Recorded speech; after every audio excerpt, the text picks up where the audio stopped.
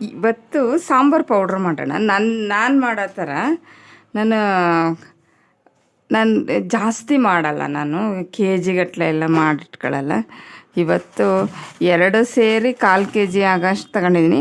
Guntur ಬ್ಯಾಡಗಿನ first ಹುರಿತೀನಿ, ಯಾಕೆಂದರೆ ಅದು ಸ್ವಲ್ಪ ದಪ್ಪ ಅಲ್ಲ, ಒಳಗಡೆ ಎಲ್ಲ ಬೇಯಲ್ಲ ಅಂತ.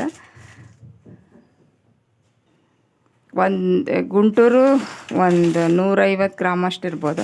ನಂದು ಎಲ್ಲ ಕಣ್ಣಳತೇನೆ ನಾನು, ಹಂಗಾಗಿ ಇದು ಬ್ಯಾಡ್ಗೆ 2 ಸೇರಿ 200 ಗ್ರಾಮ್ ಆಗ್ಬೋದು. ಹೆಚ್ಚು ಅಂದರೆ 1/4 ಕೆ ಜಿ ಅಷ್ಟೇ, ಅದಕ್ಕಿಂತ ಜಾಸ್ತಿ ಮಾಡಲ್ಲ ನಾನು. ಒಂದು ಚಿಕ್ಕ ಬಾಕ್ಸ್ ಅಷ್ಟು ಮಾಡ್ಕೊಂಡ್ರೆ ಅದು ಮುಗಿಯೋವರೆಗೂ ಅಷ್ಟೇ ಮತ್ತೆ ಮಾಡ್ಕೊತೀನಿ. ತುಂಬ ಮಾಡಿಟ್ಬಿಟ್ರೆ ಅದು ಬೆಂಡಾಗೋ ಥರ ಆಗುತ್ತೆ, ಅದಷ್ಟು ಟೇಸ್ಟ್ ಬರಲ್ಲ ಕೊನೆಗೆ. ಅದಕ್ಕೋಸ್ಕರ ನಾನು ತುಂಬ ಮಾಡಲ್ಲ. 1/4 ಕೆ ಜಿ ಮೆಣಸಿನ್ಕಾಯಿ ಇತ್ತು ಅಂದರೆ ಅದಕ್ಕೆ ಒಂದು 150ರಿಂದ 150 ಗ್ರಾಮ್ ಅಷ್ಟೇ ಸಾಕು. ಧನಿಯಾ ಜಾಸ್ತಿ ಹಾಕಲ್ಲ ನಾನು, ಧನಿಯಾ ಸ್ವಲ್ಪ ಕಮ್ಮಿನೇ ಇರುತ್ತೆ.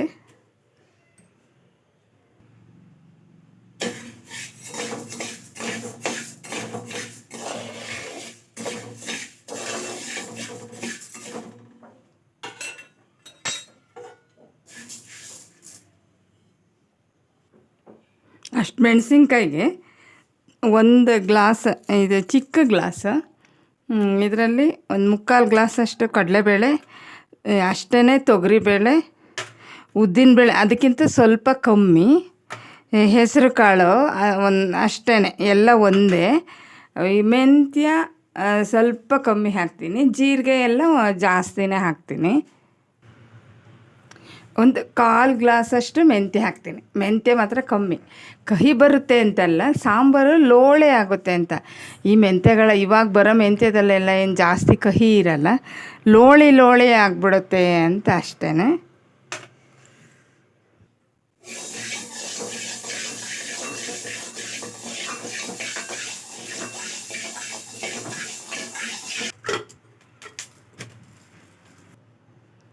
ಜೀರಿಗೆ 1 ಗ್ಲಾಸ್, 1 ಗ್ಲಾಸು ಮತ್ತೆ ಸ್ವಲ್ಪ ಹಾಕ್ತೀನಿ, ಕೈಯಲ್ಲಿ 1 ಹಿಡಿ. ಜೀರಿಗೆ ಚೆನ್ನಾಗಿ ಹುರಿಯಲ್ಲ ನಾನು, ತುಂಬ ಕೆಂಪಾಗೋ ಥರ ಹುರಿಯಲ್ಲ.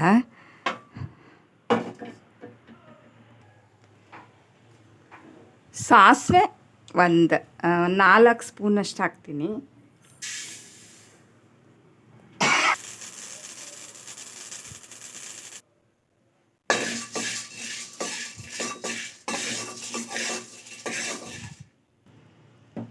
ಎರಡೆರಡು ಬೇಳೆಗಳು ಒಟ್ಟಿಗೆ ಹಾಕೊಂಡು ಹುರಿತೀನಿ, ಸ್ವಲ್ಪ ಅಲ್ವಾ.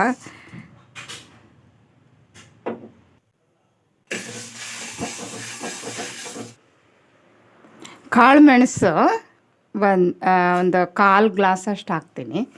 ತುಂಬ ಹಾಕಿದರೆ ಖಾರ ಉರಿ ಅನಿಸುತ್ತೆ, ಖಾರಕ್ಕಿಂತ ಉರಿ ಜಾಸ್ತಿ ಅದು. ಒಂದು ಪೀಸು ಚಕ್ಕೆ, ಸ್ವಲ್ಪ ಅರಿಶಿನ ಕೊನೆ, ಅದು ಕುಟ್ಟಿದ್ದೀನಿ. ಇನ್ನು ಮಿಕ್ಸಿಲೇ ಮಾಡೋದು, ನಾನು ಮಿಷನ್ನಿಗೆ ಕೊಡಲ್ಲ. ಮಿಕ್ಸಿಗೆ ಹಾಕುವಾಗ ಇನ್ನೊಂದು ಸ್ವಲ್ಪ ಕುಟ್ತೀನಿ, ಒಂದು ಸ್ವಲ್ಪ ಬಿಸಿ ಮಾಡ್ತೀನಿ. ಕರಿಬೇವು ಒಣಗಿಸಿರೋದು, ಇದು ನಾಟಿ ಕರಿಬೇವು, ಅದು ಇಡೋಕ್ಕಾಗಲ್ಲ ಅಂತ ನಾನು ಒಣಗಿಸಿಟ್ಬಿಡ್ತೀನಿ.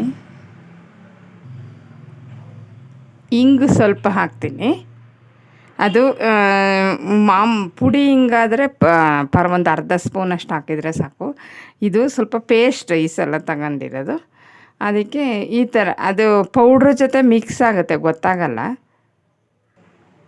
ಇದೆಲ್ಲ ನಾನು ಮಿಕ್ಸಿಲೇ ಪೌಡ್ರ್ ಮಾಡ್ತೀನಿ, ಜಾಸ್ತಿ ಎಲ್ಲ ಮಾಡಿಸಲ್ಲ ನಾನು. ಹಂಗಾಗಿ ನಾನು ಮನೇಲೇ ಮಾಡ್ಕೊಳ್ಳೋದು.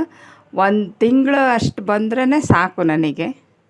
ಇದು ಸ್ವಲ್ಪ ಜಾಸ್ತಿ, ಈ ಸಲ ಸ್ವಲ್ಪ ಜಾಸ್ತಿ ಹಾಕಿದ್ದೀನಿ, ಜಾಸ್ತಿ ಬರುತ್ತೆ, ಅಷ್ಟು ಸಾಕು. ತುಂಬ ದಿನ ಆಗಿಬಿಟ್ರೆ ಕೊನೆಗೆ ಟೇಸ್ಟ್ ಇರಲ್ಲ, ಸ್ವಲ್ಪ ಬೆಂಡ್ ಬಂದಂಗೆ ಆಗುತ್ತೆ. ಈ ಸಾಂಬಾರು ಪೌಡ್ರು ರೆಡಿಯಾಗಿದೆ.